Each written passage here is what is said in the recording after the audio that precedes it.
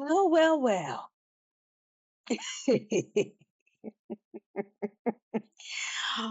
Wendy Osefo. Wendy Osefo. Let me just begin by saying I gave up on the Real Housewives of Potomac last season and only intermittently the season before. And just honestly, and it wasn't that I didn't watch the trailer. I just think I just don't have any patience for it. Honestly, the season after Monique left, I still watched like a couple of seasons, but I wasn't really into it. Um, First of all, they're just bullies. They're just outright catty ass bullies who pick one person every season to fucking dogpile on and harass.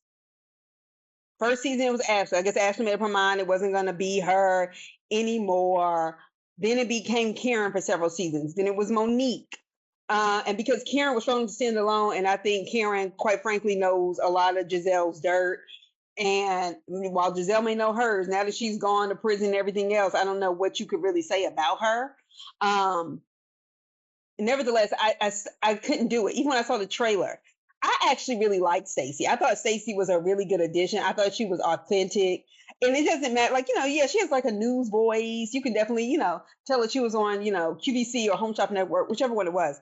But I liked her because I felt like she was authentically being her. Um, and when I saw the kind of gang up on her, that she had a fake boyfriend on there, first of all, we all knew that TJ was clearly not straight at the least. Okay. We knew that. And even if they did have an arrangement and she paid him for reality TV, what the hell is it to Giselle? What the hell is it to Ashley? And Giselle, you got your nerve with that fake relationship with Jamal. You had those fake relationships. I mean, like, that's part of it. But then just the pettiness of like, oh, your breath stinks. So now we're gonna make that a storyline. I looked at that in the trailer. I said, they cannot be serious. They cannot be seriously trying to pinpoint this woman saying, oh, her breath is hot. Like these middle school reads, and we're going to really try to embarrass you. I mean, really embarrass you. As if y'all aren't taping all the time and catch people at different points in their life or whatever. Like that shit is just nasty. It's rude. And I was just like, is this for real? So anyway, so I'm not watching. But I had to, but I did tell people back when I was reviewing this. I said, even when it was that new girl, that other Nigerian girl that came on, that they kicked off, another one that they decided to throw darts at. We didn't get a chance to really know her, but I kept telling people, I said, no, Wendy's lying about this stuff. She does know who she is, and I don't doubt that she is dogpiling her behind the scenes, and we could tell she just wanted to be the only Nigerian on the show. Okay? I told y'all before, I said Wendy and Eddie's life does not make sense. I'm not saying they didn't go to school and graduate. I'm not saying that they don't have impressive degrees. What I am saying is we don't really see Eddie clock in anywhere. I told y'all before, okay? And I'm going somewhere with this. When they were like, oh, Wendy's a professor at Johns Hopkins, this, that, and the other. And I was like, why would she sacrifice that to be on this show? Because all of this stuff comes to an end. And trust and believe, tenure track professorships are not common, as common as they used to be. And that's tenure is basically like where you can't really get fired unless you do something just so terrible. Like, the president and the board of trustees just don't want you there. But they have to like prove it. And I kept saying, why would she put that at risk? And I thought to myself, I said, she's probably not going to get tenure. And she's probably already been told, because they'll give you like 2 or 3 years warning and say, hey, your scholarship is not making the progress we thought it would, this, that, and the other. So I was already suspicious. And then last season, when she said she gave her resignation, remember I told y'all, I said, how the hell is she sending a resignation to John Hopkins? She's actually telling us send. And I'm looking at the computer and it's in a fucking Word document. Bitch, you ain't press email nowhere. Are you kidding me right now? Anyway, I say all that to say, according to people.com, Real Housewives of Potomac's Wendy Osefo and husband Eddie Osefo are arrested on fraud charges. And I know people will get mad when I say this. I knew all of that good girl complex. She just couldn't say, hey, I was wrong. I'm sorry, Naneka, I was talking trash about you. She always wanted to appear as the smart when she had to appear better than people, even though there are parts of her life that are raggedy. I'm telling you, just that refusal to apologize and then saying, basically nobody liked Mia or something like that. Remember, it was one of those seasons after she was like smiling in somebody's face, nobody likes her. And I was like, she got that good girl complex. She's been taught, to behave a certain way, to appear a certain way. And when she's confronted, she can't really say anything because that's not really her thing. Yandy has it too. And I knew the way she was going on and on about her education. I just said, there's something disingenuous here. I'm not here to say nobody's degrees are fake, but I knew there was some BS. And Nigerian Americans, like a lot of West Africans, even though she's from here, but she refers to herself as Nigerian American because that's her heritage, right? They have benefited so much from what African Americans have sacrificed for in terms of being able to get access to education and jobs. And white people have a preference for that kind of Black. And I know it seems like, oh, you're probably stretching it here. I'm not.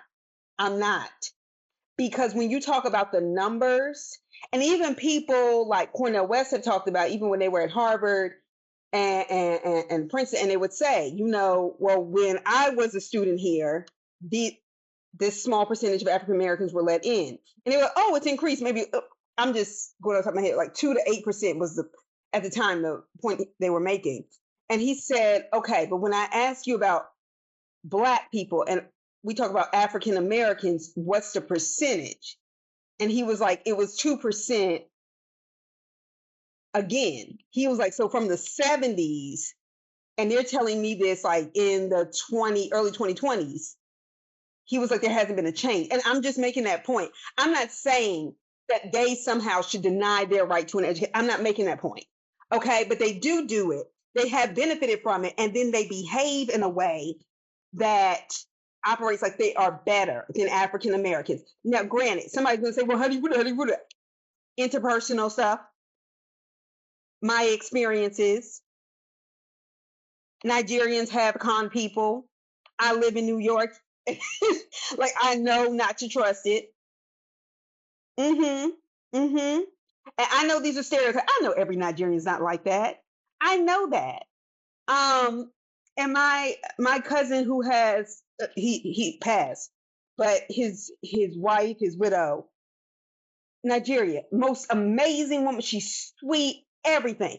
I am not suggesting all of them are like that. I am saying that there are these stereotypes that exist and can be confirmed as a result of certain kinds of behavior. Okay, and Wendy Osefo struck me as one. She was doing all the talking. I come from a Nigerian family and I'm educated at this, that, and the other. And everything about her was so overdone. I knew they were full of shit. It just seemed to me that trying to get rid of a consistent job for reality TV, and granted, reality TV is not consistent anymore, I guess, than any other kind of job. You make big money, you can pay it back. But anyway, let's just talk about these 16 fraud charges. According to the Westminster Police Department in Maryland. Okay, is Potomac in Westminster? They go, is that Potomac? Anyway, so Dr. Wendy Osefo, this is people.com, okay? A Real Housewives of Potomac and her husband, Eddie Osefo, have been arrested and booked on fraud charges. Now, anybody can be booked, okay? Anybody can get a mugshot and never really actually have something on, like, formalized record. It can be scrubbed or erased, not even necessarily needing to be sealed, Nevertheless, the reality star, age 41, she's still very young, and her husband, why do they keep saying her husband? They told us, are facing 16 charges. I said 16. 7 of which are felonies related to alleged, quote, false, misleading info fraud. Okay, we are not going to act like that is not in the vein of these particular immigrants. Shout out to Simon. Shout out to people who sell, them T-shirts on the corner of 125th and Malcolm X. All right, anyway, overselling prices and stuff. So the pair were booked in Westminster, Maryland on Thursday, October 9th. TMZ was the first to report the news. Yes, I saw it. I just rather not read from TMZ's website because they get joy in everybody's demise and blow up. Okay, but nevertheless, according to the police, I'm reading Still People. The couple claimed designer bags and jewelry were missing from their bedroom during a reported burglary in Jamaica in April 2024. Before Wendy was allegedly seen wearing one of the diamond rings in a later social media post. But granted, a post doesn't mean like you took the picture that day, so that's somebody has a photo dump. Okay? See, so before y'all start saying I'm unfair to Wendy, a police investigation determined that other items they said were stolen had been purchased and returned to their respective stores, quote, where a full refund was provided prior to the alleged burglary, end quote. So in other words, they reported these items stolen, but they had already taken these items back to the store to get fully refunded, and the store gave them back their money. But then they reported them stolen as if they did not have them, as if somebody had taken them. Child. Oh my gosh, the fraud, the fraud. All right, so in prosecution's bail recommendation documents obtained by TMZ, damn, how did they get access to all this stuff? I mean, I know it's public, but damn. Prosecutors alleged the couple claimed a $450,000 personal property loss via an insurance company. Well, which one is it? We need to know. Reps for Osefo and Bravo did not immediately respond to people's requests for comment on Friday, October 10th. No shit. And it's a long weekend. They won't be responding anytime soon. Osefo joined RHOP in season 5 and is slated to appear in Bravo's new series, Wife Swap, the Real Housewives edition, which premieres on October 14th.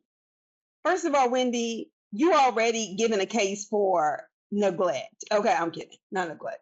But to even swap families, knowing how young your kids are on TV, and that DMV area, particularly the Black community, even when we're just talking about Black broadly, African American, like that's still a well-connected, small enough community where you put your kids really in a form of embarrassment. So it says she and Eddie, who share children, I'm not going to read their names because they're children. I don't think this should even be published here. But their ages 12, 10, and 6. Celebrated their 14th wedding anniversary in August. We don't care. At the time, Wendy reflected on their decade-plus marriage in a heartfelt Instagram post. Of course, everybody does that. But this don't have nothing to do with their marriage. They ain't filing for divorce. They up for fraud charges. Anyway, 14 years, we did the work, and prayerfully, God has done the rest, Wendy wrote at the time. We have built a life that will outlive us, and for that, I am forever grateful. Yes, Bonnie and Clyde. According to the charges, just alleged. All right. Once again, anybody can get a mugshot. Quote, I'm still quoting her. If given the opportunity, I would choose you in this lifetime and again in the next. The post continued. I'm blessed to call you my best friend and honored to have your last name. Happy 14th anniversary, my love. Cheers to forever. Hashtag Team Osefo. But this ain't got nothing to do with fraud charges, people. Why y'all trying to act like their marriage must be falling apart too? Now, granted, you know, it bores, but cut it out. All right, so Eddie added in his own tribute that she's his, quote, best friend, life partner, pro bono therapist, hype woman, and everything in between. Don't call me no pro bono therapist. Quote, I couldn't imagine doing this life without you, and these past 14 years have been nothing short of a blessing. We have created 3 little people with our love, a constant reminder of God's love in our marriage. Cheers to many more memories created, tears shed, blessings received, massive amounts of laughter shared. All these years, I still choose you. I always am concerned when people kind of overdo it like that. But anyway, so it says here, according to people, because they find it necessary to let us know all this. Wendy is a former professor at Johns Hopkins University and has regularly been a contributor on various cable news channels. We know that, and she told us, and we saw the footage, okay? This don't have nothing to do with the fraud charges. After completing her bachelor's degree and 2 masters, Osefo went on to become the first Black woman to obtain a doctorate in public affairs, community development from Rutgers University, Camden. Now, the Rutgers University that most people tend to know, and this is not a read on her, I'm just, tends to be New Brunswick. That's the one that, like, the basketball teams and football teams and stuff that people that, well, not, is it football too? But anyway, the big basketball teams and stuff, that Rutgers is really the main one that people know of, okay? But anyway, so I did some digging. I said, well, for her to say she was the first Black woman, this, that, and the other, and I'm not here to like beat up on her or anything, I don't like liars. I don't like people who play with shit because I know what it is to go through a PhD process in like something that is very difficult. History is very much white man staff, white man gate kept. Okay. And black men will do their work when they are unwilling, especially when it relates to black women. Okay. Ask me how I know because I've been there, done that, seen it. All right. Anyway, so I went to Wendy's personal website. I said, I want to see when she graduated because the way she puts it, I was the only black woman. And granted, that's something to be proud of. However, she got a BA in political science from Temple. Okay, a MA in government from Johns Hopkins, and MSc in public affairs from Rutgers. And Dr. Osefo made history in 2016 when she became the first black woman to earn a PhD in public affairs community development from Rutgers University. Why did I go and look that up? Because the program itself, the PhD in public affairs community development, the program alone started in the year 2010. And anybody who knows about PhD programs can take on average, at the UCLA, the average to finish in a PhD in history was 8 years. That was the average, which means people could have done less or more. I finished mine in 5. Okay. Not without some bouts of depression, perpetual migraines and stress in the process. But history is a much larger degree. This was a new degree program, and she graduated in 2016. It seems like she was a part of an initial pilot PhD program, and I'm not here to take anything away from her, but the way she tries to pull the whole, I'm the first black woman, as if there had been like decades or of people just not graduating. It's not like the first black person finishing their PhD in philosophy and religion from Princeton, which I think Cornel West was the first person to do that. And even then that was late in the 20th century. Once we start talking about the early 1980s, that's late, okay, as far as I'm concerned.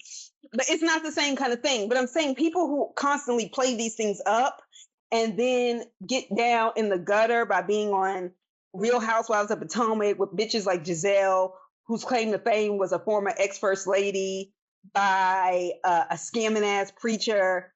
Now that we're missing scams.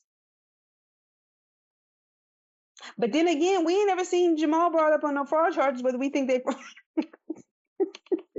Nevertheless, okay?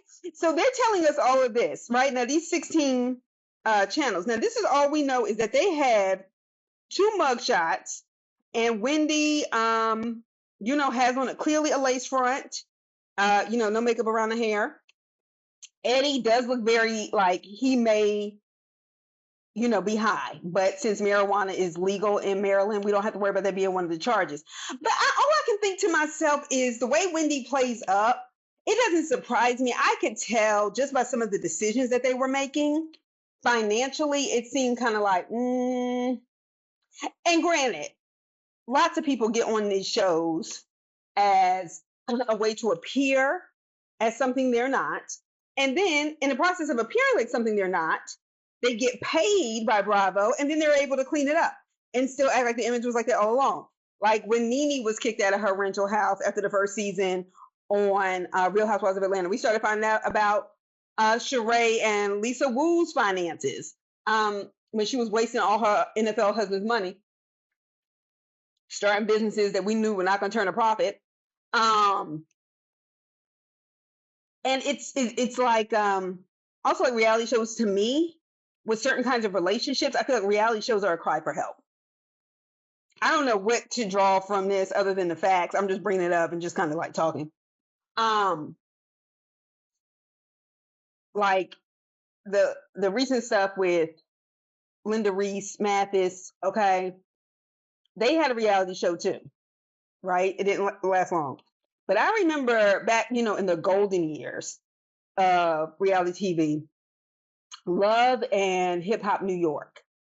And that first season, especially that first season, those first 2 seasons, when Emily B was on air as Fabulous's girlfriend, which we obviously realized there was a lot of abuse in that situation. Clearly, he was neglecting her by not showing up on TV with her. And they had to have some kind of proof they were in a relationship. Now, she had his kid or whatever. lived in a house with him, and then he wouldn't really come on camera for a family photo. He didn't want to do any of that. He didn't want to be seen with her. And I think Emily B felt like by getting on a show like Love and Hip Hop New York, that she would show all the other chicks he was messing with that I'm his main one, and that therefore they would stop messing with him. And I'm here to tell you, as you learn as an 18-year-old back when Facebook was new, having your boyfriend on Facebook was always the kiss of death. Showing everybody, yeah, we're in a relationship. That's when people go after who you. And I feel like Emily B was also kind of reaching out for a cry for help with the abuse, trying to convince him why he should love her more, and she was very depressing to watch. Who's another example of that? Tara and Amina, I think, are another example of reaching out for help, even though you know your life is messed up. Ashley Darby getting on this show, trying to have an appearance, trying to make Michael, her husband, make him do what her white father never did for her in her life. A cry for help and attention. I think, Melody with Love and Marriage, Huntsville, so on and so forth. A lot of those things started being exposed between her and Martell, but after hearing her talk about her abuse, maybe that's why when they were having those incidents, maybe that's why she was okay with the camera around. Because maybe she felt like as long as the camera was around, she could say what she wanted to, and if he hit her, she would have witnesses. Or that it was more likely that somebody would step in and keep him from hitting her. I don't know, but I am saying that can be a cry for help. And, then you see it kind of play out in these different ways. So, all of this stuff is not, all that glitters is not gold. I have no idea why anybody is even still watching The Real Housewives of Potomac. I think they need to take all those shows off. Just count your blessings, cut your losses. Even though we shouldn't call that foolishness a blessing, but like, it's not even entertaining anymore. It's just mean pile up stuff. And I told you, if I've said it once, I've said it 6 million times. One thing in this world I cannot stand is a pile up on one person, because people do it to be mean. They do it to make you feel less than. They do it because they feel less than, but it doesn't feel like that when you're the one going through it. And when it happens to you often, as it has happened to me way too often, you walk in a room and women are just kind of immediately, or somebody can just say something about you to someone else, and those other people just automatically believe it. Now, granted, even TikTok has helped me understand that, people who believe that stuff wanted to believe it. But to me, even when I'm suspicious, like somebody has mentioned something to me, even if you're my friend, like I might side-eye this person in my head. But my external behavior, honestly, does not change. Like, I'm not going to tell them my business, but I don't tell nobody my business.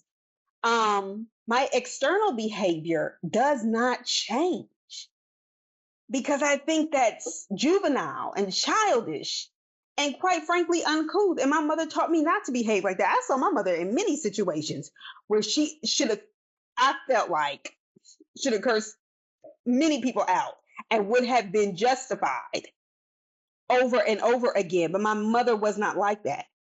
And she wasn't acting. She really wasn't like that. And also thought constantly of the example she was setting for her daughters and her son, my sibling.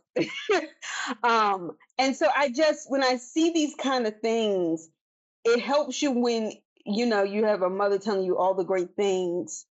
She always taught us from the time we were small, like, beauty fades, but I want you all to be smart. I want you all to be able to work hard, because those are the things that will take you far in life.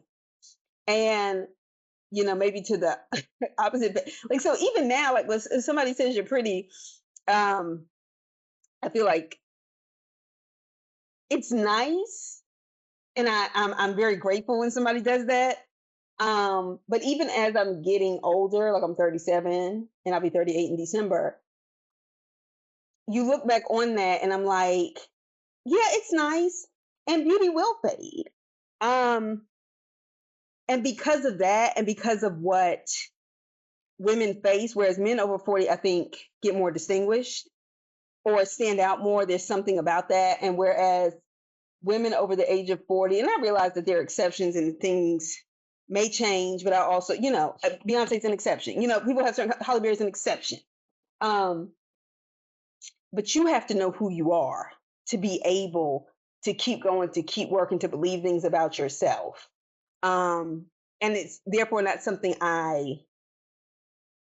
leaned heavily on. Also, I wasn't really the pretty one in my family, right? I had like, I had these gorgeous sisters, no makeup gorgeous, kind of, all the guys wanted them. I never had that experience. And so I think I kind of got used to kind of not being that girl in that way, um, which is fine. But I'm saying that there are other things that when you're taught to learn about yourself, you're taught to work hard in school, that you find out you have other characteristics and attributes. That if you walk into the room and there's another pretty woman, you can just say, oh, she's pretty. I promise you, that was one of the things that was very hard for me to understand. I remember my roommate taught me this. My roommate had taken a year off after high school in my freshman year in college. So she was like a year older than me. And I remember I said, I just don't understand why these chicks act like they're always rolling their eyes and this, that, and the other. And she was like, yeah, but it's like, you're gorgeous. And I said, what are you talking about? I was like, okay, yeah, we're okay, fine. I'm pretty. You're pretty. Like, what's the big deal? She was like, so I'm telling you. She said, my cousin had to teach me this, so I'm going to tell you. I was like, okay. She was like, most women are not like us. And I was like, what do you mean? She was like, we'll be walking down the street talking. We go to the mall. We'll be like, oh, she's pretty. Or that outfit's cute. She was like, most women aren't like that. And I was like, okay. She was like, most girls usually think when they say, oh, she's pretty, what does she have that makes her so special? And what does she have that I can take away her moment or take away? She was like, that's what they do. That's why, like, you think you dating a guy that's average. Yeah, he is average looking to you. Would they want him if you weren't with him? Nope. She said, but it's the competition. I was like, I still don't understand it. She said, and you may never understand it, but I am telling you it's real. And she was right. And so you can see when people are pontificating, when you've learned to see yourself, when you've gone through your own insecurities, when you've learned from those things, if you did what you were supposed to do and grow through it. And so people who pontificate like Wendy always has Dr. Wendy Osefo, PhD. Okay, if the PhD is at the end of your name, you don't put doctor in front of it when you're writing it. If you have doctor in front of it, you don't put PhD at the end of it, because it's just like saying Dr. Wendy Osefo, doctor. Like, people will know you have a PhD or whatever, but I feel like she didn't get these lessons. Like, and it's not like people don't tell you this. Certainly when you're graduating, put this on your resume. But anyway, yeah, so Wendy and them have contributed to the stereotype of Nigerian scammers. Mm-mm-mm. She done spent all that money on a body that, I mean, I'm not here to necessarily judge people for that. I know people get plastic surgery for many reasons. But Wendy, you could have just worked out. You were pretty enough and your body was fine. You had just had babies. Like, girl, give me a break. But nevertheless, they have scammed, and apparently they take things back and pretend like that. And see, the thing is, they had to be watching y'all for a while, because fraud usually takes patterns, right? Like, because you can pay restitution but usually scammers have no intention of paying restitution. Letitia, Wendy, I'm not surprised. I'm not surprised. I'm not surprised. I knew it was only a matter of time. I just felt like, Eddie just wasn't, I didn't see him with his briefcase.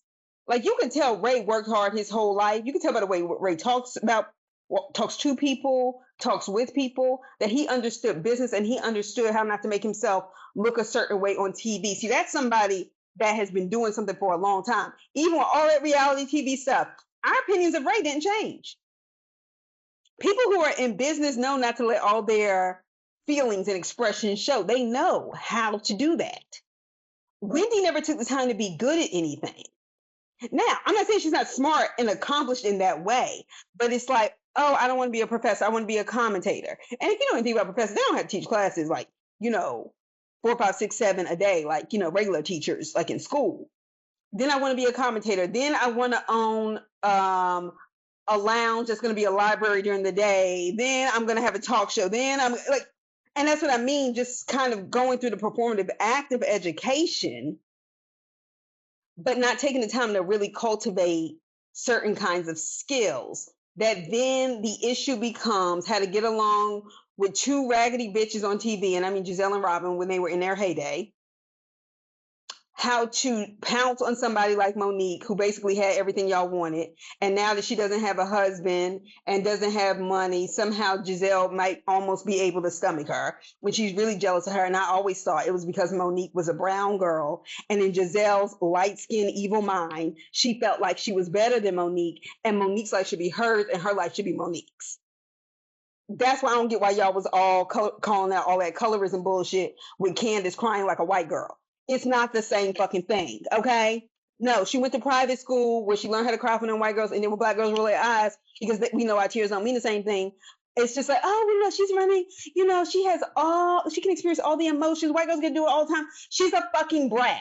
I was not impressed with her on TV. I don't want her on TV. Goodbye. And Wendy, luckily for you, being a scammer does not mean you have lost your place on Bravo.